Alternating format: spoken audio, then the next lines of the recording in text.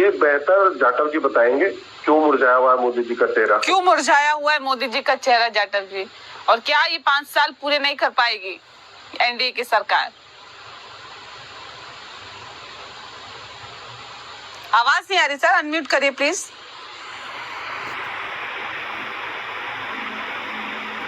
हाँ आ रही है आपको आवाज आ रही है? बताइए बताइए। मुझे हंसी आ रही है कि सबसे पहले तो राहुल जी के बयान पर जैसे तैसे 99 सीटें मिल गई और झूठ के सहारे एक ठीकरा फूट गया है, उसको वो अपनी जीत मान रहे हैं। झूठ बोल करके आपने ये सीटें दी हैं, तो इसको अपनी जीत न समझे, क्योंकि आपको देश में तमाम राज्यों ने बिल्कुल नकारा है, जहां पर आपका खाता भी नहीं खुला है, जीरो पर है। और जिनकी हालत इतनी बुरी हो, वो ये कहें कि जो 240 जो सारा गठबंधन मिलकर के इतनी सीटें नहीं दे के आ पाया जितना खाली भारतीय जनता पार्टी ने ली हैं, वो कह रहे हैं कि ये एनडीए जो है ये गिर जाएगी। और वो एनडीए जिसके घटक जो हैं वो चुनाव के पश्चात नहीं बल्कि चुनाव से पहले और तमाम वर्षों से जो है वो घटक के रूप में साथी हैं, साथ में विधानसभाएं लड़ी हैं, और सबने एक मत होकर के जिस दिन एनडीए की बैठक थी उस दिन जिस तरीके से अपने बातें और विचार रखे मोदी जी के पक्ष में, कहीं ऐसा लगे नहीं रहा था कि ये एनडीए नाम का जो संगठन है ये कहीं अलग अलग दलों को मिला करके बना। सब एक मत होकर के एक साथ एक दूसरे के साथ चलने का वायदा कर रहे थे, और वही स्थिति आज भी है।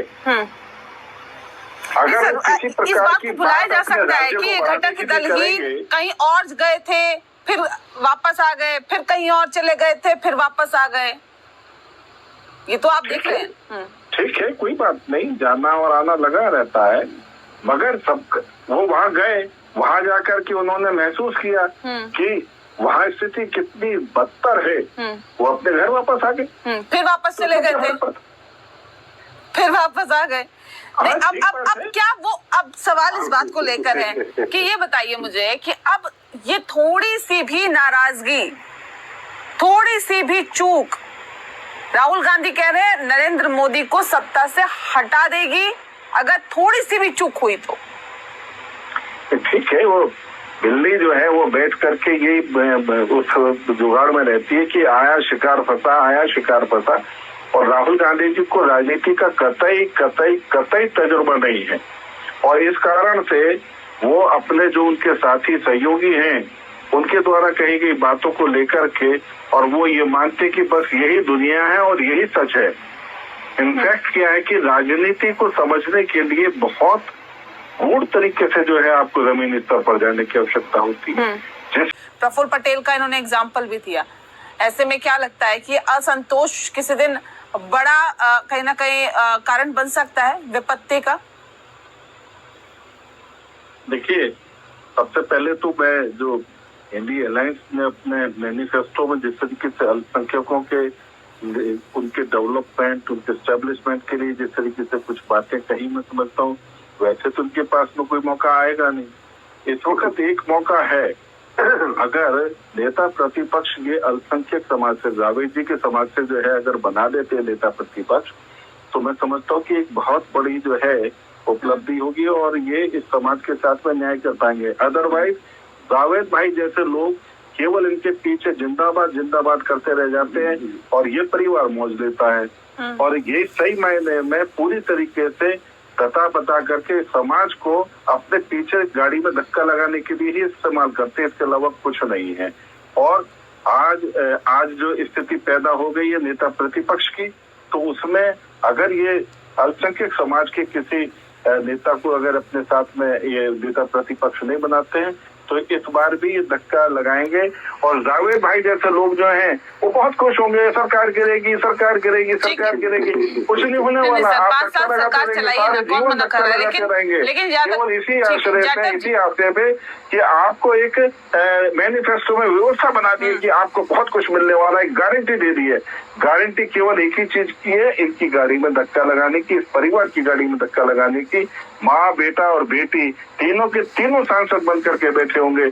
और आप लोग, जावेद भाई, आप लोग केवल जिंदाबाद जिंदाबाद और गाड़ी में धक्का लगाओ और वोट डालते रहेंगे। ठीक है। दूसरी बात मैंने जिस तरीके से कही कि हमारे एनडीए में किसी प्रकार का कहीं, मैं नहीं मानता कि किसी प्रकार की कहीं कोई ऐसी बात है कि कोई नाराज है। आप देखें, हम 2047 तक अनवरत इसी प्रकार सरकार चलाते रहेंगे और जो हमने वायदा किया, मोदी जी ने वायदा किया, उसको पूरा करेंगे। किसी भी सूरत में अब इनके नहीं, ये बताइए कि लोकसभा अध्यक्ष पद पर सहमति बन गई है क्या? हम जीतेंगे। लोकसभा अध्यक्ष पद पर सहमति बन गई है क्या? बन जाएगी, पता लग जाएगा। मेरे से पहले तो आपको पता लगेगा, क्यों परेशान होना।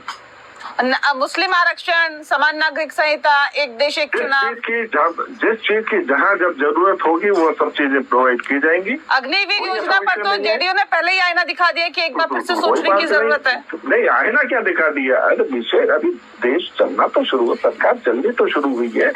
देखो ना किसको क्या क्या मिलता है, हर चीज हर एक को लाभ मिला है। चाहे हमारे जावेद भाई और इनके साथी वोट डाले ना डाले, मगर हमने सबको मकान दिए। इनके यहाँ से एक वोट नहीं मिला, मगर हमने फिर भी पूरी कॉलोनी जो है जावेद भाई के परिवार के साथियों के और इनके समाज के लोगों के लिए बनाई। मगर बेशक से उन्होंने वोट नहीं दिया। हम आगे भी इसी प्रकार से काम करते रहेंगे। चुनाव में तो आप लोग कहते हैं कि संपत्ति बंटवारा हो जाएगा, इनको दे दिया जाएगा, उनसे ले लिया जाएगा, जरूरत है सब, मंगलसूत्र छीन दिया जाएगा, ये तमाम चीजें आप लोग कहते हैं। अभी कह रहे हैं कि आपने मकान बना। जब मैं बोल रहा हूँ तो मेरे को आपकी आवाज सुनाई नहीं देती, दोबारा बोलो क्या कह रही है। चुनाव प्रचार में तो आप लोग कह रहे थे कि संपत्ति का बंटवारा हो जाएगा, इनसे लेकर उनको दे दिया जाएगा। तो इनका शासन नहीं आया ना, अगर इनका आता तो बात थी। और जनता ने इनको बिल्कुल नकार दिया, क्योंकि ये जिनकी मंशा ठीक नहीं थी, देश को बांटना, जो लोगों से पैसा छीन करके और बांट देंगे, ऐसी अराजक बातें करना, ये क्या बात होती है कि 2% है, 50% इसके पास है, उससे छीन लेंगे। ये क्या है, देश में गिराई पैदा करने की स्थिति है। अगर राहुल गांधी जी की जो भाषणों को सुने तो आपस में तनाव के अलावा कुछ मिलता नहीं है।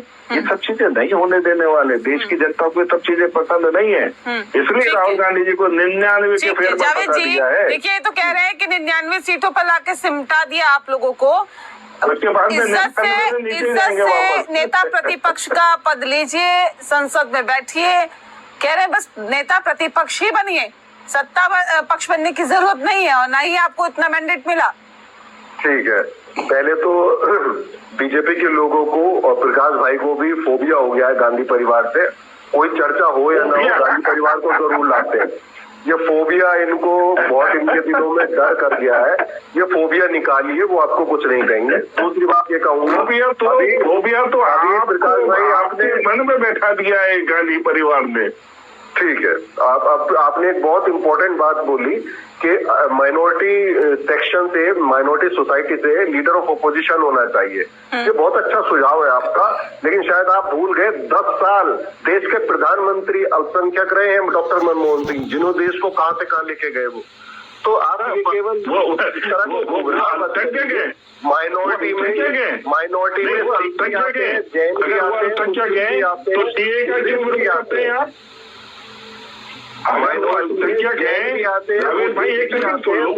आते हैं और जैन भी आते हैं,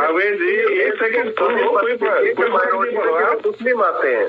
और दूसरा, कौन क्या बनेगा ये हम डिसाइड करेंगे, आप डिसाइड नहीं करोगे। पहले आप ये बता दो स्पीकर कौन बनेगा, ये हमारी पार्टी डिसाइड करेगी कौन क्या बनेगा। एनडीए का बनेगा, एनडीए का नाम बता दीजिए, हमारा वो बनेगा, उसकी चिंता मत करो। आप छटपटाते रहना। एनडीए का बनेगा, बीजेपी का नहीं बनेगा ना। हमें तो पता लग रहा है कि आपको फोबिया हो गया है। 100 सीट से इतना डर रहे हो, तो ये जब डबल होने वाली है, ट्रिपल होने वाली, तो फिर क्या होगा आप लोगों? तो देश होने वाला है बहुत। अब दोबारा जनता आपके बहकावे में नहीं आने वाली। ये तो मैं भी कह सकता हूँ, आपके कार्यालय के बाहर, मैं भी कह सकता देखिए